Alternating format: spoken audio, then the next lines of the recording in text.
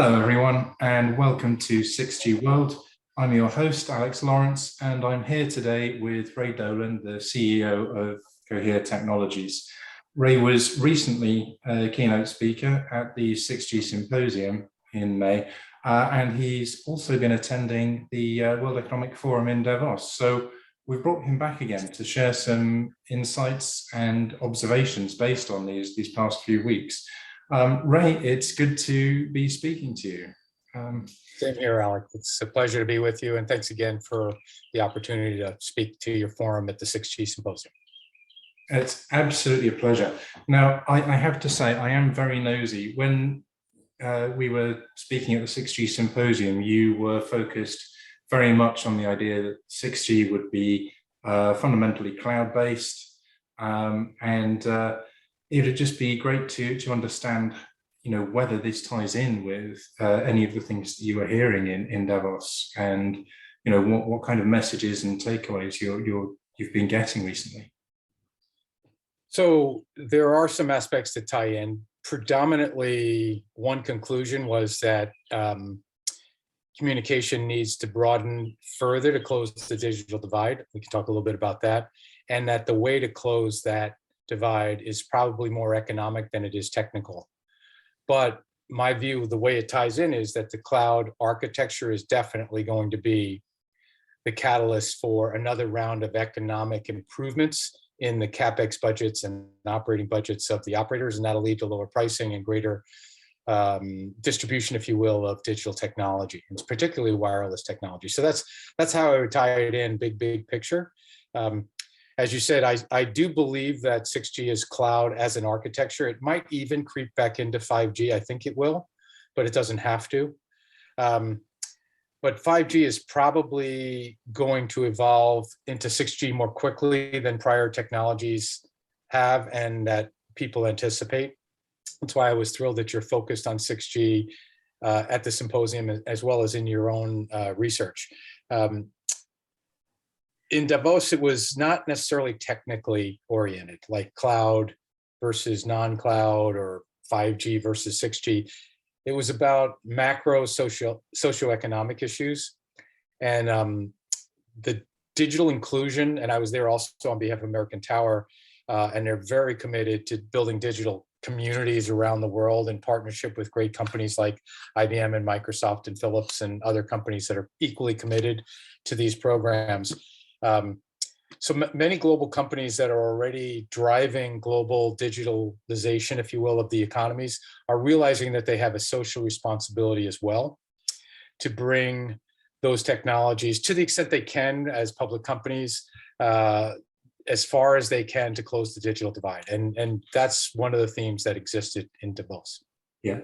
Do you think, and here, it's probably just a question of personal opinion, but I mean, in those conversations, I'm sure that there is, one angle that says governments have, for quite a long time been taking, money through the, spectrum auctions and other things like that in order to achieve this kind of overcoming of the digital divide, and we're still not there yet. So I'm just wondering if there were any conversations about the way that public and private can collaborate or need to collaborate, potentially in different ways to before, or if it really does hinge upon this idea of, economies of scale and simplicity through the cloudification. I didn't hear the correlation between spectrum auction proceeds and the government's giving back to close the digital divide. And candidly, there's so many strains on public budgets that I don't expect that. This was mostly the private sector driving their own social corporate responsibility to give back and to drive within their environments. For example, American Tower is heavily invested in Africa and India and Western Europe, in Latin and South America. And these are areas that they're driving at the base of towers, investment in digital villages that allow people to do either education or medicine. And in medicine, for example, a partnership with Philips. In education, maybe a partnership with Microsoft or IBM. And there are others. I'm not, don't want to make this a commercial necessarily for American Tower, but those were the experiences, these are the discussions that I had. wireless technology is a massive equalizer. It's not perfect, but it really allows a tower that sees an entire village to now start to do some of the fundamental support infrastructure for that village in digitalization, right? It also has some financial benefits because it can allow people that are not yet banked to become banked in a digital economy. So there are other partnerships that are emerging that came out of the World Economic Forum that I think you'll see companies like American Tower and others start to bridge into the financial community. That part's very, very exciting. It might and probably should be complemented by public sector efforts. And there were some very good discussions with public sector officials from India, from the United States, and from elsewhere that I thought at least we were privy to and others were privy to that are quite exciting. But separate from that, the cloud architecture piece, I think that's just a fundamental economic issue, that when the wireless industry goes from a closed to an open RAN architecture, if it then takes the next bold step to move to cloud RAN, there's an opportunity for the economics of wireless service to take another order of magnitude decrease. And if that happens, there's an opportunity for it to go deeper into the population commercially and to be more profitable. And as a result, create more socioeconomic benefit to the folks that are not yet connected. Okay, yeah. So that's how I see it all tying together. There were so many other themes in the forum that actually I think most executives left reflecting on. I'm happy to share some of those. They're not necessarily wireless per se, but I mean, one of the dominant themes was the war that's going on right now in Ukraine, which is awful at every measure.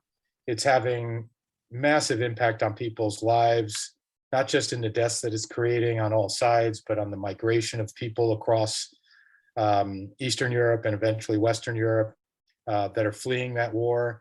It's closing borders that would naturally be used for the export of grain that are going to lead to food crises. They already are, but it's going to get far worse before it gets better. These are humane issues, humanitarian issues that, frankly, leaders have to address one way or another, and they're frankly very complicated. Wireless access plays, I guess, a minor role in allowing the communication architecture to continue, but it really doesn't play a major role in any of those geopolitical issues. So that's one. Inflation was another pervasive discussion topic.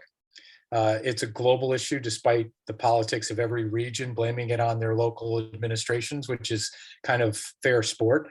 But regardless of where people sit on the politics of it, it's staggering as to how broad it is across the world and how few tools people have left in their toolkit to fight it. So that's a concern that we all have to be paying attention to. Again, wireless architectures that drive step function increases in cost structure improvement might have an opportunity to contribute, at least on the margin, for that. And that's why I think it's going to drive operators to look even harder than they've looked before and take potentially even greater technical innovation risks, if you will, to see if they can achieve some of those economic benefits. I'm excited about that as an opportunity.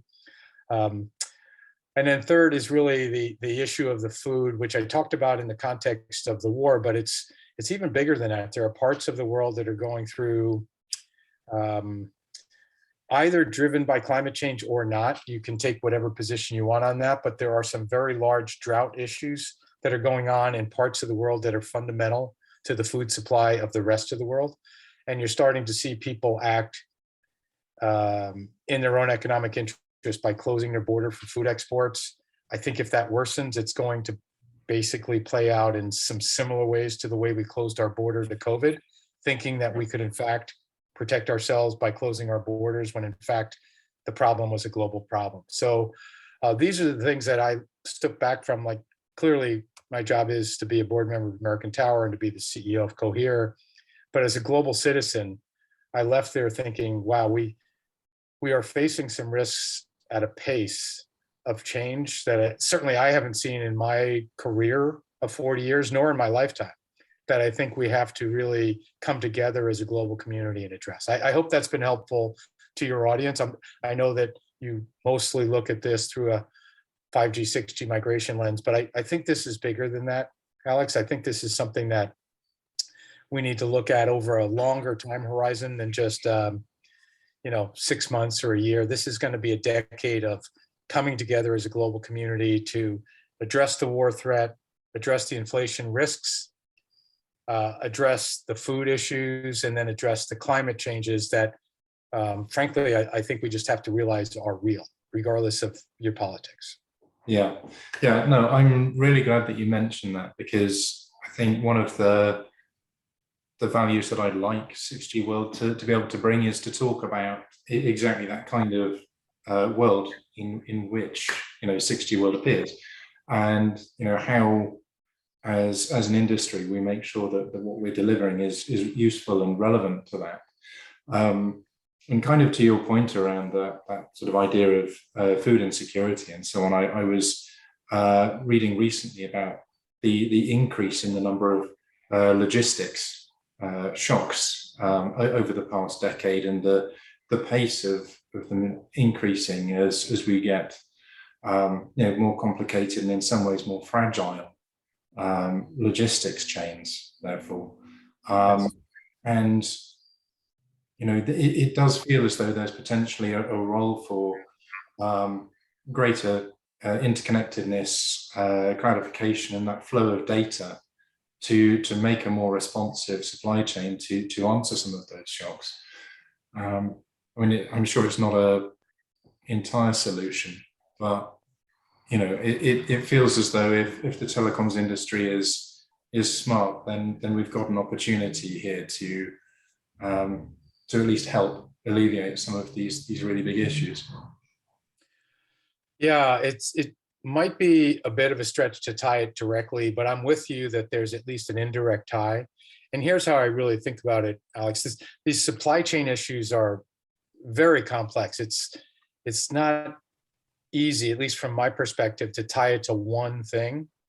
But big picture, we've lived in a world that we used to call just-in-time inventory and supply chain. And we lived in that, looking back on it, perhaps a little bit naively, because we thought that would be riskless forever. And we're now facing some of the risks of just-in-time inventory. And there are folks, in fact, I'll borrow a comment from Pat Gelsinger, the CEO of Intel, who used this publicly as well as in a discussion I had with him privately. We're moving from just-in-time to just-in-case, right? It's a little bit catchy, but what do you do if ideally from an economic point of view, the math says just do everything just in time, but on a macro level, it creates so much risk that you need to create some just in case buffer, right? Yeah. That's probably what we're going to go to. It's going to actually make our cost structure a little higher, which frankly, in an inflationary environment, it's going to make inflation worse before it gets better. But it's still probably the right balance to strike. Now, bringing it back to 6G and wireless, in order to strike that balance and not drive just in case to excess inventories, and you see some retail companies that are addressing excess inventories because they did the just in case a little bit too much, maybe. I don't know. I'm not in the retail business, but that's happening in real time right in front of us. In order to strike that balance, you've got to get increasingly digital, increasingly connected to your supply chain, so that everyone that's managing just in case can manage it properly, as opposed to overly building excess inventory in a world that's changing very quickly. And this is where wireless in general can help, but also 6G, if it moves to a cloud architectures are notorious for being the most responsive to change, the most agile in their architecture. Their cycle times are the fastest. I've talked to you before about how in the wireless industry, we've had this notion that Gs occur every 10 years. So, because it takes several years to describe the goals, several years to build consensus, and then several years to deploy it. And in all of those several years, it takes 10 years, right? And then people want an economic return for it. And so they want to push out the next level of innovation, and then they do some quantum amount of innovation. Well, the cloud doesn't do it that way. The cloud does things iteratively. And so if we can get 6G to be about cloud, we'll actually increase the pace of innovation in wireless at the same time that these inventory issues need greater level of agility, if you will. So that's how I tie the supply, because there's not a direct tie between the supply chain crisis and 6G as a message. But but the message that the tie-in that I have is when you move from just in time to just in case, you will over rotate unless you do it on a very, very agile, totally connected digital relationship with all of your suppliers. And in order to do that, you've got to have a cloud architecture. And if you look at private 5G, there's your clue. It's all cloud-based. Yeah. Okay. Now, the wide area 5G is not, because it's being held to a certain extent hostage to current thinking by a very closed ecosystem of existing players. But when you go to private 5G, which is still 5G, right? They didn't change it to 6. It all goes cloud. Now, why is that? Because it's more agile. It doesn't have to be defended because there's not an architecture. There's not an incumbent architecture to defend, if you will. Yeah. So to me, that's a clue that we're going to go very quickly to 6G and very quickly to cloud, because that's what's going on in the enterprise today. Yeah, that is a very striking argument. I think one question with that is to do with this question of sort of incumbent and legacy elements. And you know, in your conversations from Cohere, it'd be good to understand, I think, how much concerns around these sort of you know, paying off of legacy investments and so on is slowing down adoption of the sort of cloud native elements that particularly Cohere is working with, but I think more generally, and you know, whether there's a case of people, you know, having that short-term pain of extra investment for you know, ultimately a long-term gain, and what the appetite there is. We're in transition on that topic, Alex. It's a very key topic, and it's very similar to the same discussion that happened between 3G and 4G. When we built Flurry in the past, and Ronnie and I were together in that environment, we were proposing that there was a new architecture for mobile internet. It was clear at some point technically that we needed to evolve, but 3G kept iterating towards it, and the argument was made, we haven't even paid off our 3G networks yet. But look at what happened. As soon as the iPhone came out and clearly indicated that the network needed to respond to a full internet experience, everybody moved incredibly fast to 4G. Okay. Yeah. People say, I've got to pay off my current network. I've got to pay off my current network. Oh my goodness, there's a huge revenue opportunity, but it needs a new network. Boom, they moved. It was the shortest life cycle of all 4Gs prior to 5G was 3G, believe it or not. And so, but before they moved to 4G, they said, we haven't even paid off our 3G yet. We can't do that. So expect that argument to be made for another year or so, maybe longer, as people say, we haven't even paid off our 5G network. We haven't even figured out the killer app for 5G yet. We haven't even deployed 5G ubiquitously yet, until someone shows a robust cloud-based architecture with far more compelling economics, that's far more responsive to the actual speed of the application layer they're trying to monetize. It's far more enterprise-centric. And then they move what feels like almost overnight. It'll take a year or two, but it'll feel incredibly fast, enabling all of the things we all want to do. Okay. And another aspect, if you will, if you let me go back to World Economic Forum in Davos, one of the things that I left there with, which I did not enter with, was an appreciation for how important and potentially imminent augmented reality and virtual reality is. This entire notion of a metaverse was much, much more real than I thought. Right. In fact, there were some very interesting sessions to close the forum on how the World Economic Forum will use the metaverse to extend its reach beyond just folks that attend locally. And the arguments were compelling. They're too complex to get into in this forum, but I left there thinking, wow, this is going to happen much faster than I thought. I don't tend to be someone that has an avatar. I don't tend to be someone that hangs out in these forums, and I don't play a lot of online gaming. So I don't necessarily have an intuitive feel for the aspects of folks moving to the metaverse. I did get a chance to see the Magic Leap demo. There are probably going to be, in that space, the equivalent of the iPhone disrupting networks, if you will. Like, if you remember back to a smartphone, it used to be a phone that had ringtones on it. It used to be a phone that carried your music in memory on it, or allowed you to connect over 3G to a walled garden using WAP inside, say, a MyVZ Now or some other world, and it used Brew from Qualcomm or what have you. Yeah. When the iPhone came out, people went, wow, that's a smartphone. It really isn't. It's your computer, but in your hand, and as a result, you call it a phone, right? Yeah. It is possible, I'm not saying this is the case, but it's possible that what we're seeing in the early days of the metaverse is in fact going to be the thing that drives 6G faster. Someone's goggles, someone's eyeglasses. I have no idea, because I'm not an innovator, if you will, in the app space. It's not my core DNA.